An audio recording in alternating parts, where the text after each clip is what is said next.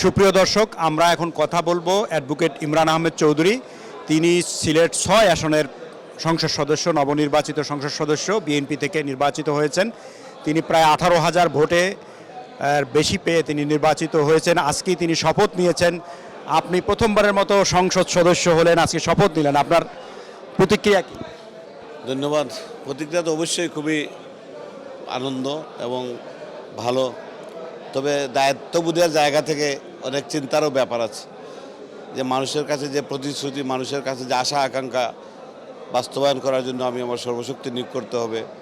কতটুকু করব না করব সেটার জন্য অবশ্যই মনের মধ্যে একটা সংশয় আছে। তবে ইনশাআল্লাহ আমার দৃঢ় বিশ্বাস বর্তমান যে সরকার, আমাদের নেতা প্রধানমন্ত্রী তারেক রহমানের নেতৃত্বে যে সরকার, সেই সরকারের মাধ্যমে আমরা জনগণের উপকার করতে পারবো। মন্ত্রিসভা গঠিত হয়েছে, এটা কেমন হয়েছে, কেমন মনে হচ্ছে? মন্ত্রিসভার বৈশিষ্ট্য কি?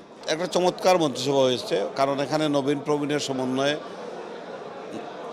মেজরিটি নতুন মুখ আসছেন, কিছু পুরাতন আছেন, সবাই মিলেমিশে একটা চমৎকার মন্ত্রিসভা হয়েছে। আমি মনে করি এই মন্ত্রিসভা দিয়ে আমরা অনেক কাজ করতে পারবো ইনশাআল্লাহ, অনেক জনগণের কাছে যেতে পারবো এবং সময় উপযোগী অনেক সিদ্ধান্ত নিতে পারবো, আমার দৃঢ় বিশ্বাস। সিলেটে যারা মন্ত্রী হয়েছেন তাদের সম্পর্কে আপনার মূল্যায়ন কি? না, অবশ্যই সিলেটের মন্ত্রিত্ব, আমাদের সিলেটে 1 আসনের এমপি, বিএনপি চেয়ারম্যানের উপদেষ্টা খন্দকার আব্দুল মুক্তাদির সাহেব, আমাদের মেয়র সাবেক মেয়র আরিফুল হক চৌধুরী হয়েছেন, 2 জন মন্ত্রী হয়েছেন এবং মন্ত্রীর প্রতিমন্ত্রী মর্যাদায় আমাদের উপদেষ্টা হয়েছেন হুমায়ুন কবির। তো আমি মনে করি তারা সিলেট শহরে যে 2 জন আসেন 1 এবং 6-এর, তারা দীর্ঘদিনের রাজনৈতিক সহযোদ্ধা এবং ওনারা রাজনৈতিক পথ পরিক্রমায় এনারা এসেছেন এবং তারা জনগণের কাছে টেস্টেড, পরীক্ষিত, সুতরাং ভালো কাজ করতে পারবেন এবং আমরাও তাদের মাধ্যমে জনগণকে ভালো কিছু উপহার দিতে পারবো, আমি বিশ্বাস করি। সিলেট তো এক সময় আমরা জানতাম যে বিএনপির ঘাঁটি, কিন্তু এইবারে নির্বাচনে দেখলাম বেশ কয়েকটা আসনে বিএনপির প্রার্থীরা পরাজিত হয়েছে, জামাত ভালো করেছে, এর কারণ কি? না, আমরা তো জয়ী হয়েছি, আমরা প্রায় 5টি আসনেই জয়ী হয়েছি। 1টি আসন জোটের ছিল, উনি পরাজিত হয়ে ওই 11 দলীয় জোটের উনি জয়ী হয়েছেন। বিএনপির ঘাঁটি হিসাবে এখনও আছে সিলেট বিভাগেই 19টা আসনের মধ্যে 18টি আসন আমরা পেয়েছি। এটা বিভাগবারই আমাদের অনেক ভালো ফলাফল। কিন্তু হয়তো জামাতের বুটটা বেড়েছে তাদের বিভিন্ন কার্যক্রমে বেড়েছে হয়তো, বা সাম্প্রতিক বিভিন্ন সময়ের রাজনৈতিক বিভিন্ন মেরুকরণের দিয়ে হয়তো তারা বুট বেড়েছে। তো সেটা নিয়ে আমাদের কোনো নাই। আমরা গণতন্ত্রে বিশ্বাস করি, সমানভাবে সম্মান করি, শ্রদ্ধা করি। আমরা বিশ্বাস করি যে আমরা আমাদের যে হারানো গৌরব সিলেটের, যে আমরা চাই সকলে মিলেমিশে আমাদের সিলেটের যে দাবি দেওয়া আছে এগুলো বাস্তবায়ন করার জন্য। তো আমার দৃঢ় বিশ্বাস আমরা সেগুলো করতে পারবো ইনশাআল্লাহ। যেসব প্রতিশ্রুতি দিয়েছিলেন আপনার এলাকাবাসীকে, সেগুলো কিভাবে বাস্তবায়ন করবেন? কি মেজর প্রতিশ্রুতি আপনি দিয়েছেন?